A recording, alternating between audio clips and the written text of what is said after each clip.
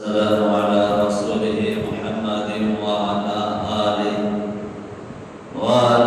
آله وبارك وسلم تسليما كثيرا أما بعد فأعوذ بالله من الشيطان الرجيم بسم الله الرحمن الرحيم ألف لام ميم ذلك الكتاب لا ريب فيه هدى للمتقين وقال تعالى سبحان الذي أسرى بعبده ليلا من المسجد الحرام إلى المسجد الأقصى الذي باركنا حوله لنريه من آياتنا إنه هو السميع البصير صدق الله العظيم وصدق رسوله النبي الكريم ونحن على ذلك لمن الشاهدين والشاكرين والحمد لله رب العالمين اللهم صل على محمد وعلى آل محمد كما صليت على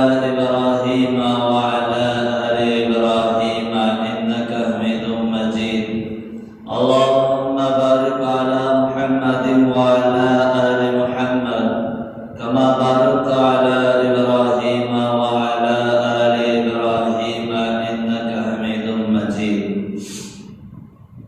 قابل قدر حضرات معزز سامعین کرام،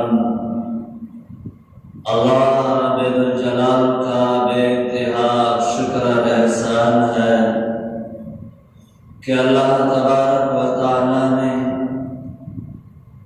ہم تمام لوگوں کو ایک عظیم ذات مقدس میں پیدا فرمایا۔ اس ذات مقدس میں پیدا ہونے کے خاطر تمام انبیاء علیہ نبینا علیہم الصلاۃ والتسلیم نے اللہ تبارک و تعالی کے پاس گڑ گڑا کر دعائیں مانگا کرتے تھے۔ صلاۃ و سلام کے مستحق میرا اور آپ کے آقا جناب محمد رسول اللہ صلی اللہ تعالی علیہ وسلم ہیں، کیونکہ ہم تمام لوگوں کو اہدنا الصراط المستقیم کا طرف رہنمائی فرمائی ہے۔ حضرات خطبے کے اندر جو آیات آپ حضرات کے خدمات میں پیش فرمایا، اور ایک ہے سورہ بقرہ کی پہلی آیت، دوسری سورہ بنی اسرائیل کی پہلی آیت ہے۔ میرا تو یہ سلسلہ چل رہا تھا قرآن مجید کے آیات سورتوں کا تفسیر، اور اس سورت کے اندر اللہ تعالیٰ ہم لوگوں کو کیا سبق دے رہا ہے۔ لیکن مہینہ رجب المرجب کا مہینہ ہے، لوگوں کا خواہش اور اظہار بھی ہے کہ رجب کے بارے میں کچھ کہا جائے، تو دونوں باتوں پر انشاءاللہ تعالیٰ روشنی ڈالوں گا۔ سب سے پہلے قرآن مجید کا دوسرا سورہ سورہ بقرہ ہے، قرآن کا سب سے بڑا سورہ ہے۔ ہم لوگوں نے گزشتہ جمعہ یہ سنا کہ سورہ فاتحہ میں اللہ تعالیٰ کی حمد و بڑائی بزرگی بیان کی، اور اللہ تعالیٰ سے وعدہ بھی ہے سورہ فاتحہ کے اندر ایاک نعبد و ایاک نستعین، اور اس کے بعد ہم نے دعا بھی کرتے اہدنا الصراط المستقیم سورہ فاتحہ میں دعا دی ہے۔ اب وہ دعا یہ دعا تھی اللہ ہم لوگوں کو سیدھی راہ بتلا، سیدھا راستہ بتلا، تو اب اسی کے مطابق الف لام میم ذالک الکتاب لا ریب فیہ، سیدھا راستہ کون سا ہے؟ قرآن کا راستہ ہے۔ قرآن ہمارے لیے ہدایت ہے، اور یہ کتاب اس کے اندر کوئی شک و شبہ بھی نہیں ہے۔ ہم دوسری کتابات میں جو شک کرتے ہیں، اس طریقے سے اس کتاب میں شک کرنے کی گنجائش بھی نہیں ہے۔ یہ کتاب فتنے کی کتاب بھی نہیں ہے، یہ کتاب ڈرنے والوں کے لیے ہدی للمتقین، ڈرنے والوں کے لیے ہدایت ہے، ڈرنے والوں کے لیے رہنمائی ہے، یہ کتاب ڈرنے والوں کے لیے رہبر ہے، یہ کتاب ڈرنے والوں کے لیے سیدھا راستہ بتلاتی ہے۔ اب یہ کتاب کی عظمت اتنی بڑی عظمت ہے کہ اس کے اندر کوئی بھی شک کرے تو اس کو مسلمان میں نہیں کہلائے، وہ مسلمانوں کی جماعت سے نکل جاتا ہے۔ ہمارا عقیدہ، ہمارا ایمان ہے، یہ کتاب کامل کتاب ہے، ہم لوگوں کو رہنمائی والی کتاب ہے، ہدایت والی کتاب ہے، اور یہ اللہ تعالیٰ کی بڑی عطا کردہ کتاب ہے۔ جتنے آسمانی کتاب نازل ہوئے تمام کتابوں کی سردار بھی ہے۔ خود اللہ تعالیٰ نے اس کتاب کی حفاظت کی ذمہ داری لے لی ہے۔ لوگ مل کر اس کتاب کا ایک زیر بدلنا چاہے، ایک زبر بدلنا چاہے، ایک نقطہ بدلنا چاہے، بدل نہیں سکتے، کیونکہ اس کتاب کی ذمہ داری اللہ تعالیٰ خود لیا ہے۔ یہ کتاب اتنی بڑی کتاب ہے، آج ہم لوگوں کو اس کی عظمت اور اوقات معلوم نہیں ہو رہے ہیں، اس کی عزت و احترام معلوم نہیں ہو رہا ہے۔ یہ کتاب نازل ہونے سے پہلے اللہ تعالیٰ نے لو انزلنا هذا القرآن على جبل لرأيته، پہاڑوں سے مخاطب ہو کر کے کہا، اے پہاڑ، ہم جو ہے آپ پر قرآن نازل کر رہے ہیں۔ پہاڑ صاف طور پر کہہ دیا، یا اللہ، یہ اتنی بڑی کتاب کو ہم پر نازل کرے تو ہم نے پہاڑ میں ریزہ ریزہ ہو جائیں گے، ٹکڑے ٹکڑے ہو جائیں گے۔ اللہ تعالیٰ نے ہم لوگوں کے سروں پر، ہمارے اوپر قرآن نازل فرمایا، ہم لوگوں کو یہ انعام دیا، یہ کتاب دی۔ یہ اللہ تعالیٰ کا شکر جتنا بھی کیا جائے کم ہے کہ اتنی بڑی عظمت والی کتاب، اس کو احترام کرنے کی وجہ سے بھی اللہ تعالیٰ نے مغفرت کے وعدے رکھا۔ کتابات کے اندر ایک واقعہ ملتا ہے، یہ ہندوستان کا ایک سکھ کی بیٹی کا انتقال ہو جاتا ہے۔ اب ان کا دستور ہے، قانون ہے، انتقال ہونے کے بعد ان کو جلا دیا جائے، راکھ کر دیا جائے، تو لکڑیاں لا کر اور اس کے اوپر گھی اور تیل ڈال کر آگ لگائی گئی، آگ نہیں لگ رہی ہے۔ گھنٹہ 2 گھنٹہ نہیں، لگاتار 2-3 تک جو ہے آگ لگا رہے ہیں، لیکن آگ نہیں لگ رہی ہے۔ اب ان کا دماغ تھوڑا فاسٹ تھا، کہنے لگے ہم اتنی لاکھ کوشش کرنے کے بعد بھی اس کی باڑی نہیں جل رہی ہے، چلو اس کا کمرہ جو تھا اس کی جانچ کیا جائے، وہاں پر دیکھا جائے اس کا حال کیا تھا۔ کمرے کی جانچ لی گئی، دیکھا گیا وہاں پر کوئی چیز تو نہیں نظر آئی۔ پھر اس کے بعد ان لوگوں نے بڑے غور و فکر کر کے دیکھا کہ وہ کوٹے کے چھت پر ایک جو ہے ٹاٹ سلی ہوئی ہے، نئی ٹاٹ تھی، اور اس کو کھولنے کا حکم دیا گیا۔ جب وہ کھولا گیا تو وہاں پر قرآن مجید رکھا گیا تھا اور مصلی رکھا گیا تھا۔ اب ان لوگوں نے، وہ پجاریوں نے سمجھ گئے کہ ہم اس کو زندگی بھر جلائیں گے لیکن اس کی باڑی نہیں چلے گی۔ وجہ یہ ہے کہ اس نے اسلام قبول کر لیا، قرآن کا ادب کر لیا ہے، اس میں جاتے ہوئے بھی قرآن کی حفاظت کر کے گئی ہوئی ہے۔ کہیں ایسا نہ ہو کہ میرے خاندان کے لوگ ناپاک ہیں، اس کو نہ چھینے۔ ناپاک قرآن کو چھو نہیں سکتا۔ اب جو ہے یہ فیصلہ طے ہوتا ہے کہ اس کی یہ ڈیڈ باڈی کو، اس کی باڈی کو مسلمانوں کو دے دیا جائے، وہ غسل دیں گے، وہ جنازہ پڑھائیں گے، وہ تدفین کر لیں گے۔ شاید یہ مسلمان ہو گئی ہے، اس لیے اللہ تعالیٰ نے اس پر آگ کو حرام کر دیا ہے۔ اب سوچو محترم بزرگار دوستو، وہ سکھ کے گھرانے کی بیٹی تھی، قرآن کی عظمت کی، قرآن کا احترام کیا، دنیا کی آگ حرام کر دیا ہے۔ ہم امت مسلمہ ہیں، ہم بھی قرآن کو پڑھنے والے بن جائے، ہم بھی قرآن کی عزت کرنے والے بن جائے، ہم بھی قرآن کا احترام کرنے والے بن جائے۔ خدا کی قسم کھا کر کے کہتا ہوں، اللہ تعالیٰ ہم پر بھی جہنم کی آگ حرام کر دیتا ہے۔ یہ قرآن بات معراج کا، یہ رجب کا مہینہ چل رہا ہے، اور قرآن ہی کے ذریعے سے وہاں تک آپ کو لے کر جاؤں گا۔ یہ قرآن معمولی سے نہیں، وہ اس قرآن کے پہنچانے میں میرا اور آپ کے آقا اور حضرات صحابہ کرام کو بہت بڑے قربانیاں کرنی پڑی اور جو ہے بڑے بڑے مصائب کو اپنے سروں پر اٹھانا پڑا۔ اللہ کے نبی علیہ الصلوۃ والتسلیم کو ابھی نبوت کا تاج عطا نہیں فرمایا، اس سے پہلے پورے مکہ میں اللہ کے نبی کی ایک بات کو جھٹلانے والا نہیں تھا۔ اللہ کے نبی کی بات ایک بات آ گئی تو پورے کفار مکہ یہ کہتے تھے پورا مکہ جھوٹ بول سکتا ہے لیکن محمد جھوٹ نہیں بول سکتا، پورا مکہ فراڈ کر سکتا ہے لیکن محمد نہیں کر سکتا۔ اور پورے مکہ مکرمہ آپ کو جو ہے امانت دار، امانت امین کہہ کر، صادق کہہ کر آپ کی بڑی احترام کرتے تھے، آپ کے خاندان والے آپ کی بڑی عزت کرتے تھے، آپ کے خاندان والے آپ کا بڑا احترام کرتے تھے۔ محمد ہے، یتیم مکہ ہے، عبداللہ کا بیٹا ہے اور جو ہے قریش خاندان کا جو ہے لڑکا ہے۔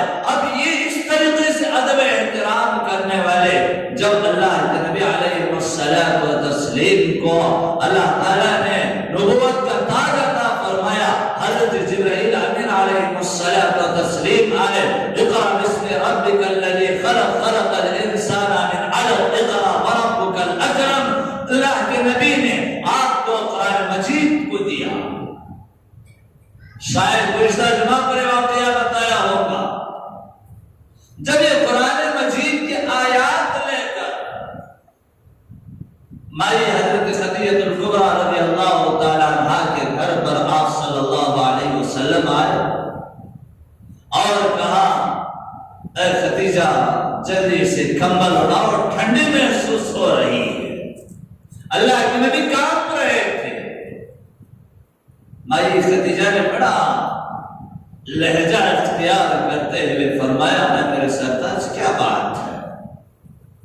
مائی خدیجہ جانتی تھی یہ آخری زمان ہے، یہ آخری پیغمبر ہے، یہ اس زمانے کے رسول بننے والے ہیں، نبی بننے والے ہیں۔ پوچھا اے محمد، اے میرے سرتاج کیا معاملہ، کیا قصہ، کیا ہوا؟ تو اللہ کے نبی علیہ الصلوۃ والتسلیم نے کہا اے خدیجہ آسمان سے فرشتہ آیا ہوا تھا اور مجھے ان آیات کو سکھا کر کے گیا ہوا ہے۔ مائی خدیجہ نے کہا یا رسول اللہ آپ تو اللہ کے نبی ہیں، اللہ تعالیٰ نے آپ کو نبوت کا تاج پہنا دیا ہے، اب یہاں پر بیٹھنے کی کمبل اوڑھنے کی بات نہیں ہے، آپ جائیے لوگوں کو ایک اللہ وحدہ لا شریک کی طرف بلائے، لوگوں کے قرآن، لوگوں کے درمیان اس قرآن کو پیش کرو۔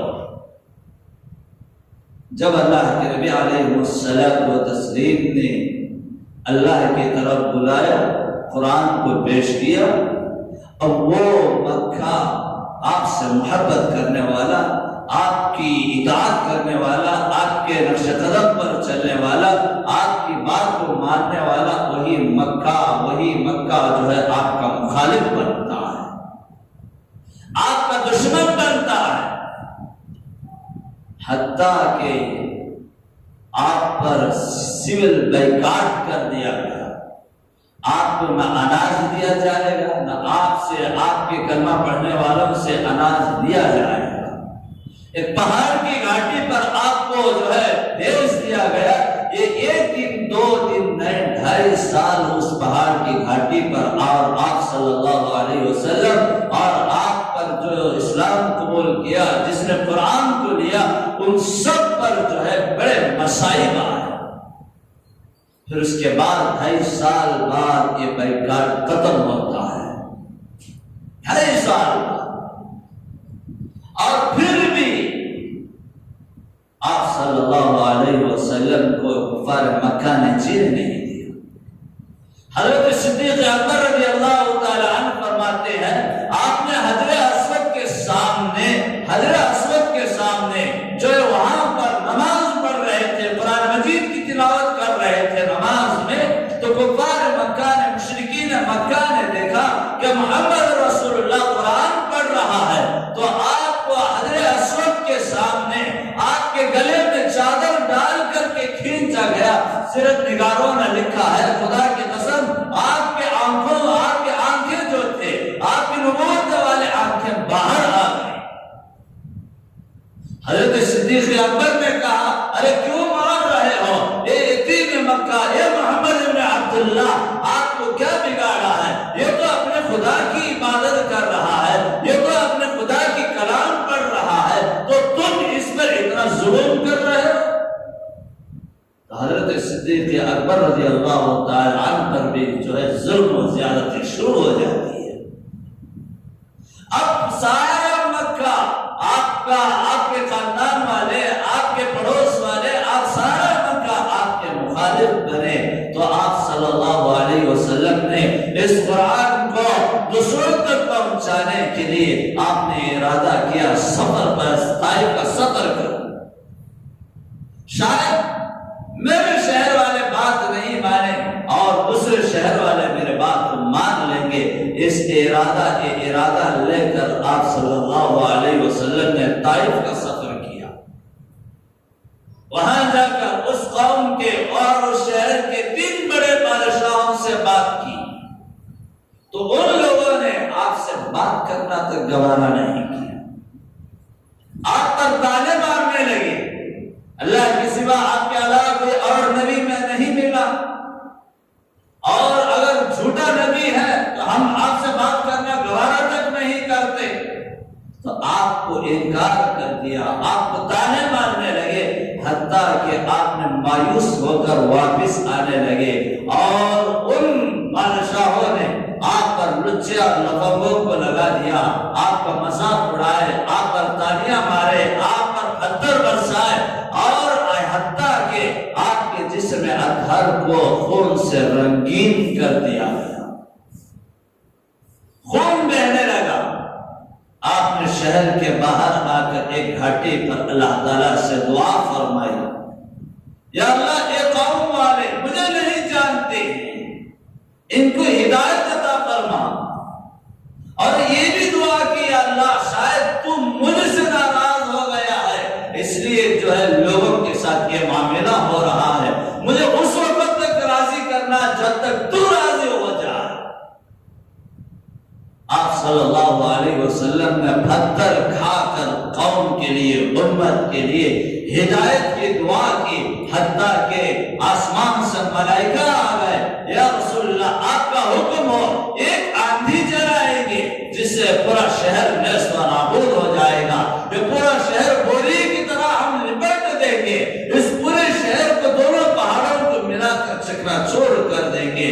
اور ان ملائکہ سے اللہ کے نبی نے کہا کہ یہ لوگ مجھے نہیں جانتے، میں اللہ سے دعا کرتا ہوں یہ لوگوں کو اللہ تعالیٰ ہدایت عطا فرمائے، اور یہ لوگ میری بات کو نہ مانے تو آنے والی نسل مجھے مان لے گی، مجھے پہچان لے گی.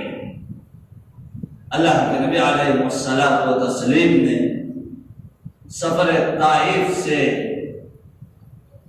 مایوس ہو کر آپ کی پھوپھی حضرت ام ہانی رضی اللہ تعالی عنہا کے گھر پر آتی ہے.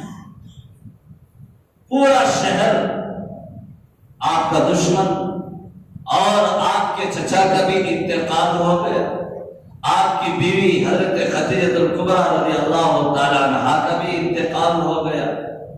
اب آپ کے پھوپھی حضرت ام ہانی رضی اللہ تعالی عنہا کے گھر پر آرام کرنے کے لیے آتے ہیں. آرام کرتے ہوئے اللہ کے نبی کا دل رو بیٹھتا ہے. یہ پورا مکہ آپ سے محبت کرنے والا، آپ سے الفت کرنے والا، آپ کو سچا کہنے والا، آپ کے یہاں امانتوں کو لا کر کے رکھنے والا پورا مکہ آپ کا دشمن بن گیا، آپ کا خون کا پیاسا بن گیا. سچو محترم بزرگوار دوستو، ایک ہمارا دشمن ہوتا ہے، ہم لوگوں کو پریشانی کرتا ہے تو ہم پوری رات جو ہے جاگنے میں لگ جاتے ہیں، ہمارا دل رو بیٹھتا ہے، ہم کیا کیا کرنے کے لیے کوششات کر دیتے ہیں. یہاں پر دیکھیں کہ پورا عربستان، پورا مکہ آپ کا مخالف بن گیا ہے، آپ کا جان کا دشمن بن گیا ہے، پھر بھی اللہ کے نبی کی زبان سے کبھی بد دعائیں نہیں نکلی. اللہ کے نبی حضرت ام ہانی کے گھر پر آرام کرتے ہوئے کہہ رہے ہیں کوئی میرا دوست ہوتا میرا ساتھ دیتا، کوئی میرا رفیق ہوتا تو میری دلداری کرتا۔ ارے یہ الفاظ کہہ رہے تھے، میرا کوئی غمخوار ہوتا تو میرے دل کا درد پہچان لیتا۔ یہ الفاظ زبان سے نکالتے ہوئے اللہ کے نبی علیہ الصلوۃ والتسلیم نے حضرت ام ہانی رضی اللہ تعالی عنہا کے گھر پر آرام کرتے۔ اللہ تبارک و تعالی نے حضرت جبرائیل سے کہا اے جبرائیل جاؤ محمد کے پاس، محمد بڑا اداس ہو چکا ہے، محمد کا دل بڑا رو رہا ہے، جاؤ میکائیل کو لے کر جا کر کے کہنا کہ میرا سلام سنانا اور یہ کہنا کہ اللہ تمہارے دیدار کا مشتاق ہے، اور جبرائیل جاؤ میرے حبیب کو لے کر آؤ، میرے حبیب کا دیدار کرنا چاہتا ہوں۔ میرا حبیب یہ کہہ رہا ہے کہ دنیا کے اندر میرا کوئی دوست ہوتا تو جس کا دوست نہیں اس کا میں دوست بن جاتا ہوں، جس کا رفیق نہیں ہے اس کا میں رفیق بن جاتا ہوں، اور جس کا کوئی غمخوار نہیں ہے میں اس کا غمخوار بننا چاہتا ہوں۔ جاؤ جبرائیل جا کر کے محمد رسول اللہ کو بلا کر کے لاؤ۔ اللہ تعالیٰ کے یہاں سے حضرت جبرائیل اور میکائیل علیہ الصلوۃ والتسلیم نے اس حضرت ام ہانی رضی اللہ تعالی عنہا کے گھر پر آتے دیکھا کہ آپ صلی اللہ علیہ وسلم آرام کر رہے ہیں۔ آپ صلی اللہ علیہ وسلم کا مقام اور مرتبہ اتنا بڑا مقام اور مرتبہ ہے، تمام انبیاء کے سردار ہے آپ صلی اللہ علیہ وسلم، امام الانبیاء ہے، امام الملائکہ ہے، امام الانس ہے، امام الجن ہے، حتیٰ کہ حضرات علماء نے لکھا ہے کہ آپ صلی اللہ علیہ وسلم امام الکل بھی ہے، تمام مخلوقات کے امام ہیں آپ صلی اللہ علیہ وسلم۔ اور آپ صلی اللہ علیہ وسلم کا مقام اور مرتبہ اتنا بڑا مقام اور مرتبہ ہے، سیدنا حضرت آدم علیہ الصلوۃ والتسلیم ابھی مٹی اور پانی میں تھے، آپ صلی اللہ علیہ وسلم اس وقت بھی نبی تھے، ابھی دنیا نہیں بنی ہے، اللہ تعالیٰ نے اس وقت بھی آپ صلی اللہ علیہ وسلم کو نبی بنا کر کے رکھا۔ جب آپ صلی اللہ علیہ وسلم کے ہاں حضرت جبرائیل آئے، اللہ تعالیٰ سے عرض کیا اے رب الجلال محمد تیرا نبی تیرا حبیب سو رہا ہے، کیسے جگاؤ؟ یا محمد کہہ کر کے جگاؤ، اللہ تعالیٰ نے کہا نہیں، یا نبی اللہ کہہ کر کے جگاؤ، اللہ تعالیٰ نے کہا نہیں، یا رسول اللہ کہہ کر کے جگاؤ نہیں، یا ایھا المدثر کہہ کر کے جگاؤ نہیں، یا ایھا المزمل کہہ کر کے جگاؤ نہیں، طٰہٰ کہہ کر کے جگاؤ نہیں، یاسین کہہ کر کے جگاؤ نہیں۔ یا اللہ جگاؤں تو کیسے جگاؤں؟ یا اللہ محمد کے سر پر جا کر کے میں اپنا ہاتھ رکھ کر کے جگاؤں نہیں، محمد کا ہاتھ پکڑ کر کے جگاؤں نہیں، محمد کا پیر پکڑ کر کے انگلی سے جگاؤں نہیں۔ اے جبرائیل میرا حبیب بڑا شان والا ہے، بڑا نرالا ہے، تیرا جگانا بھی آج نرالا ہو، تیرا جو ہے ان کی نیند سے بیدار کرنا بھی بڑا اچھا انداز ہو، میرا نبی مقدس والا، میرا نبی عظمت والا، میری نبی کی شان بڑی نرالی ہے، اور تو بھی جو ہے جو جگا رہا ہے شان میں نرالی ہونی چاہیے۔ جبرائیل نے کہا یا اللہ اب جگاؤں تو کیسے جگاؤں؟ اللہ تعالیٰ نے کہا تو تمام نوری فرشتوں کا سردار ہے، میرا حبیب تمام کائنات کا سردار ہے، اور میں نے تجھے 600 پر رکھ دیا ہے، اور اس 600 پر اور تجھے ایک تاج دیا ہے، میرے حبیب کے پیروں میں لیٹ جا اور اس پر سے حرکت کر لے، میرے نبی کی نیند روشن ہو جائے گی، بیدار ہو جائے گی، اور تمام نوری فرشتوں کا سردار بھی میرے حبیب کے پیروں کے نیچے ہو گیا۔ آپ صلی اللہ علیہ وسلم کو بیدار کیا گیا، آپ صلی اللہ علیہ وسلم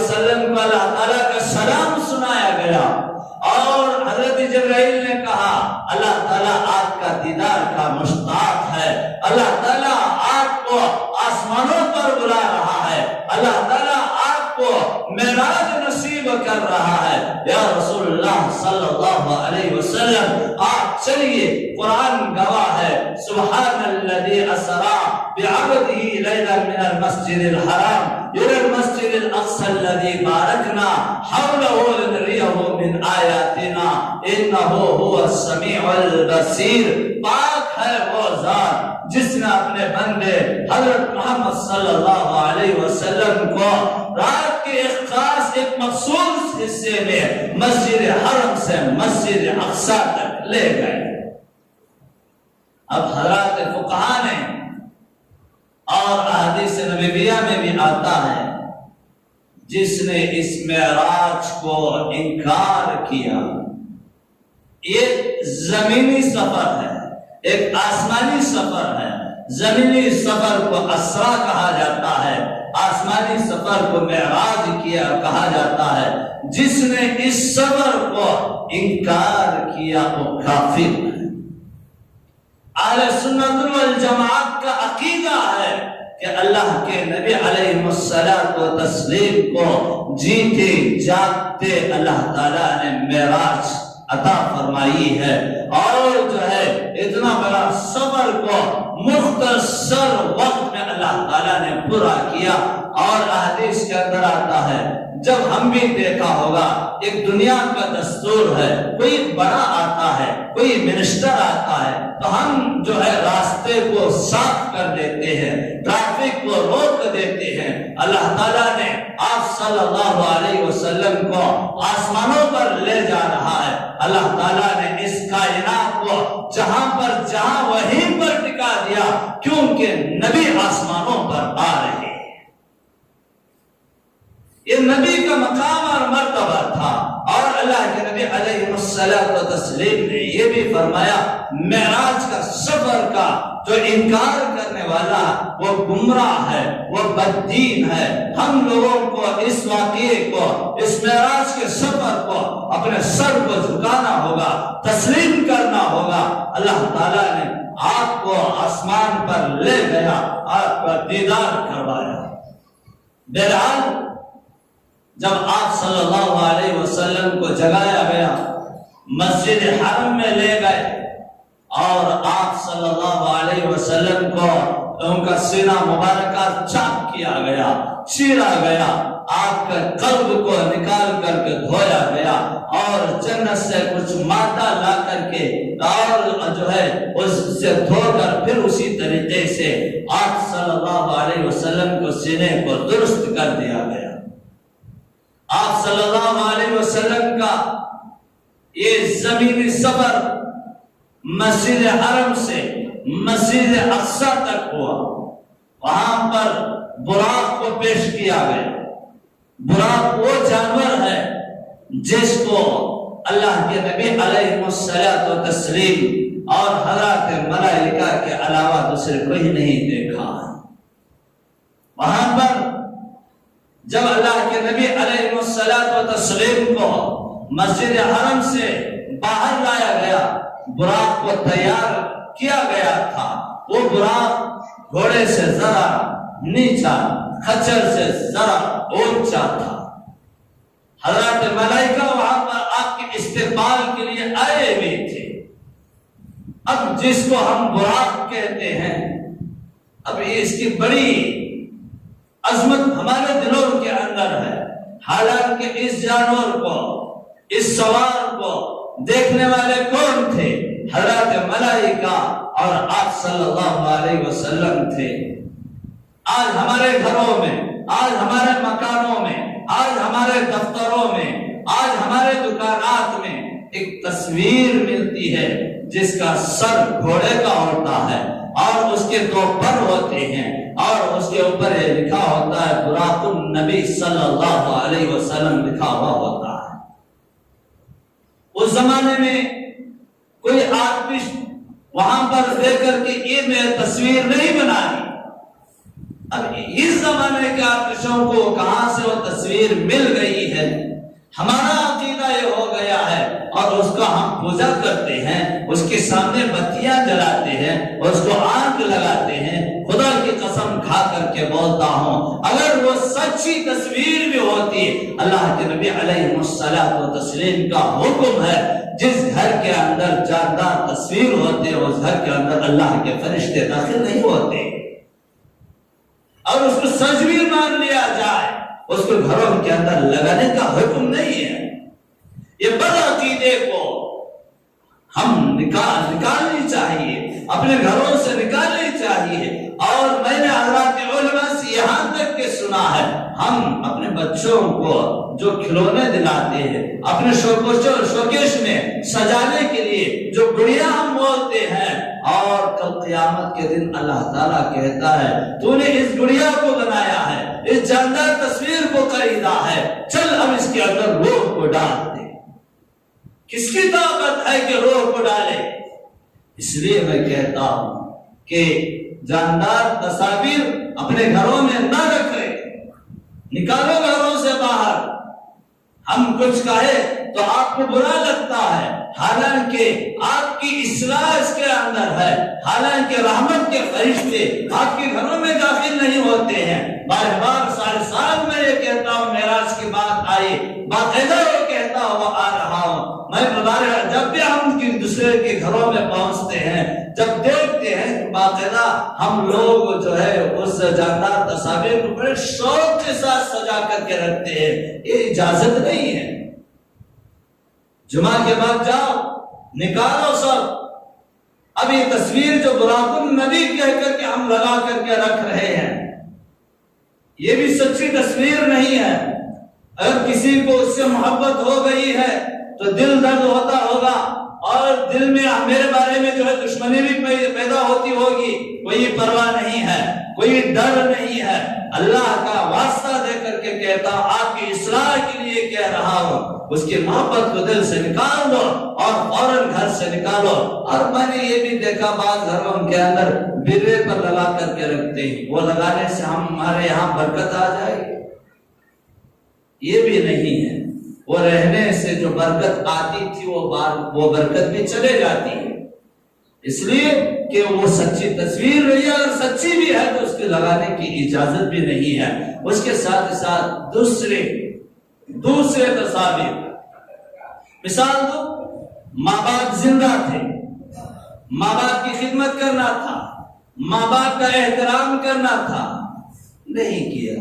باپ کا انتقال ہو گیا، ایک فوٹو فریم بنایا، باپ جب پیدا ہوا اس کی تاریخ ڈالا، جب انتقال ہوا اس کی تاریخ ڈالا، گھر میں لگا دیا، روزانہ باپ کی دیدار کر رہا ہے۔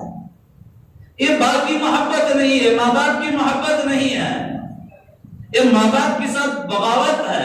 جب زندہ تھا اس کے پیر نہیں دبایا، باپ اور جو ہے ہر ہمیشہ اولاد کی خدمت کے لیے تڑپتا تھا، باپ اولاد کی میٹھی بول کے لیے باپ تڑپتا تھا، اور اس کے ساتھ سخت لہجے استعمال کرتے تھے، اس کی خدمت نہیں کیا۔ اب انتقال ہو گیا تو فوٹو فریم بنا کر کے سمجھ رہا ہے کہ باپ کا بڑا عاشق نہیں۔ محترم بزرگار دوستو، یہ بڑا غدار ہے،